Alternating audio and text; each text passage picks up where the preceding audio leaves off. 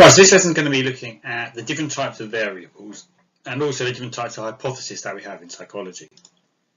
Before we start, I just want to direct you towards one website. Your specification has changed a bit this year, so some of the content is a little bit different. But all the things I go through, if you can find some of those on this Mind Outlined website, it's got some great extra resources for you in your revision. So we're going to start with some key terms that are often used incorrectly by Year 12 psychology students, and they are validity and reliability. And I just want you to know the general terms and what they actually mean. So validity is all about whether something measures what it is supposed to measure. So if you're doing an aggression questionnaire, does it actually measure aggression? If you're doing an obedience study, are you actually measuring obedience? So that's what validity means. Does something measure what it's supposed to measure? Reliability, on the other hand, is whether you can repeat a test and get the same results over and over again. If you can, it's got high levels of reliability. If you can't, and you get different results every single time, then it lacks reliability. So these are two terms that are really often used incorrectly by pupils. So just make sure you have a good understanding of reliability and validity. Like I said, this is going to be looking at different types of variables in studies. So I think it's best that we start with how studies actually look. And the first thing that happens in a study is you have the aim. So what the purpose of the study is. Then we have a hypothesis. So a psychologist will make a prediction on what he thinks the results will look like. We then carry out the procedure, we use the method, we carry that out on the participants, and we get our findings, we get our data. And from our data, once we've run it through some statistical tests, we can then come up with a conclusion. What are our main findings? What impact do these findings have for the real world? So most studies will follow this set pattern. And we're going to be having a look at a few different hypotheses that we can get and a few different variables that we can manipulate during the procedure of a study in order to help us get the correct findings. So there are 4 types of variables that you need to know about. That exist within a psychological study. And these are the independent variable. So this is the thing that we're testing or changing within the experiment. We've got the dependent variable, which is the thing that we're going to measure. We've got extraneous variables, and these are things that aren't the independent variable but might impact on the results. They might have an effect on our results, but it's not the thing that we're testing or changing. And also we've got confounding variables, and this is something that changes with the IV and we know will have a result or will have an effect on our overall results. And these extraneous variables or confounding variables are things we must control for within our study, and we'll look at how we control these a little bit later on. So an example always helps to clear up what these different types of variables are, and we're going to look at a study looking at the effect of the volume of coffee being drunk on the amount of time spent studying. So we all know coffee is supposed to keep you nice and alert. So a hypothesis of this study might be we expect the more coffee drunk, the more time they'll spend drinking.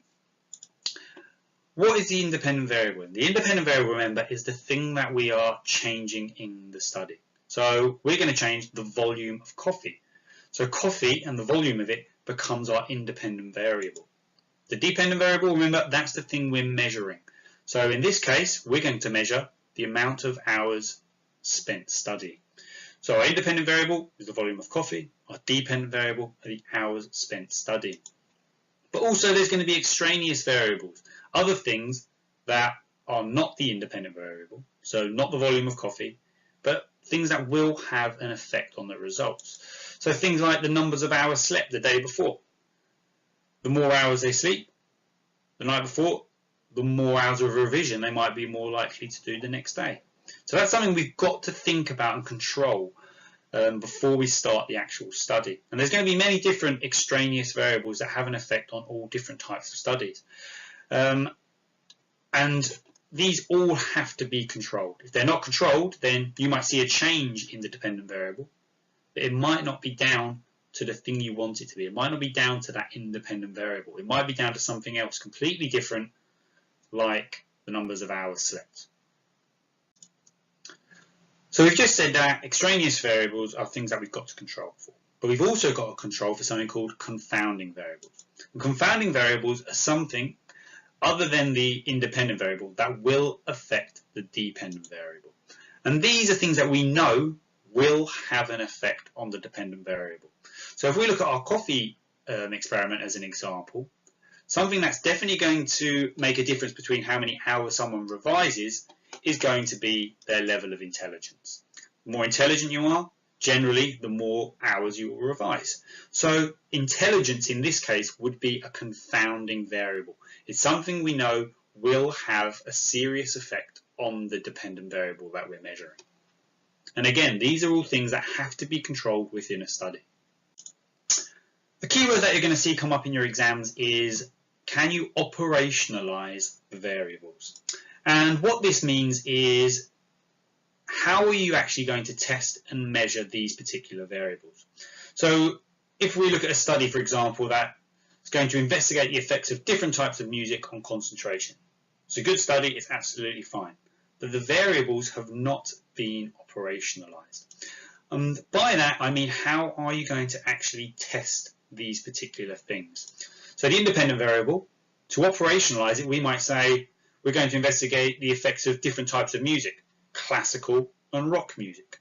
We've actually stated what types of music we're going to do. That is operationalizing the independent variable. To operationalize the dependent variable, we look at how are we going to measure concentration. And a quick easy example might be how long it takes someone to complete a word search. So that's what operationalize is. It's all about, can you actually put them into real measures? Independent variable, we're going to look at different types of music. Name the different types of music that you're going to look at. The dependent variable, how are you going to measure concentration? Give a specific measure that will actually show you that someone is concentrating more or less than another person. So another example of how to operationalize the variables could be looking at a study on the effects of media violence on aggression. So again, the terms media violence, aggression are very, very vague terms. So again, you've got to operationalize the variables. How are you going to actually measure and test these? So media violence, you might just say, I'm going to expose all participants to a 15-minute film showing scenes of physical assault. So that's quite a clear media violence way of measuring it. Okay, you've given the moderator a clear idea that this is how I'm going to be testing media violence. The dependent variable, I'm going to let them give or measure the levels of shock that they administer to a second participant in the other room. Again, it wouldn't be a real participant. There'd be no one in there, but they'd think they were administering shocks to someone. So you've clearly given your independent variable, how you're going to manipulate it, and you've given how you're going to measure it as well. And that's what we mean by operationalizing the variables. The next thing we're going to have a look at then are hypotheses. And a hypothesis is basically a clear statement predicting what you think is going to happen in an experiment. And like we said, it happens just after the aims. So you give the aims of the experiment, what you're actually going to be looking at, and then as a psychologist you make a prediction on what you think the results are going to be. And it's really important that when you do a hypothesis that you are operationalizing the dependent and independent variable. If you don't do that, you won't be getting all the marks that are available for that particular question. And we've got lots of different types of hypotheses that we can make. And we're going to go through a few of these now. So the first one is a directional hypothesis. And this is where you predict the direction of the results. So you might say there'll be a significant positive correlation between GCSE scores and performance on a memory test. So if I was to get the whole class to do a memory test now, I'd expect those who scored higher in GCSEs to score higher on the memory test. I stated which direction I think that's going to be, that relationship.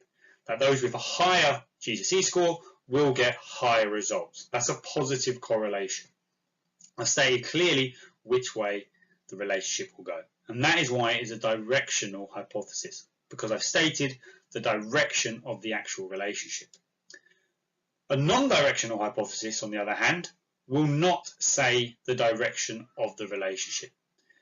Okay, so for example, on the GCSE scores, I might say there will be a significant correlation between GCSE scores and memory test scores. So I haven't actually said whether it will be a positive correlation or a negative correlation. All I've said is that there will be a relationship. I haven't stated whether their relationship will be positive, negative, whether it will be an increase in GCSE scores results in an increase in memory test scores. I haven't stated that. All I've done is say that there will be a relationship. And that is what a non-directional hypothesis is. You don't state the direction, but you state that there will be a relationship.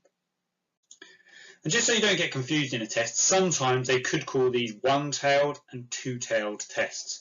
So an easy way I always think of remembering it is one-tailed, looks like there's one tail, it's going off in one direction. Two-tailed is non-directional, there could be a positive relationship, there could be a negative relationship, it can go either way. So one-tailed is where you're making a direction, you're giving the direction of the relationship. Two-tailed is where you're saying there is a relationship, but you're not stating the direction. The other type of hypothesis that exists in psychology and all science is the null hypothesis. And this is where you say there will be no relationship or no difference between the variables or conditions. So for example, there will be no relationship between GCSE scores and a memory test. Or there will be no relationship between the amount of noise and concentration in a concentration test. Okay, so you're saying there will be no relationship whatsoever. Sometimes in the tests, they might ask you to write down the aims of the experiment. And the aims of the experiment are basically what is the psychologist intending to investigate. And it's really important that you state the independent variable and the dependent variable in your aims. You shouldn't be very vague. You should be given a specific independent variable and a specific way you're measuring the dependent variable as well.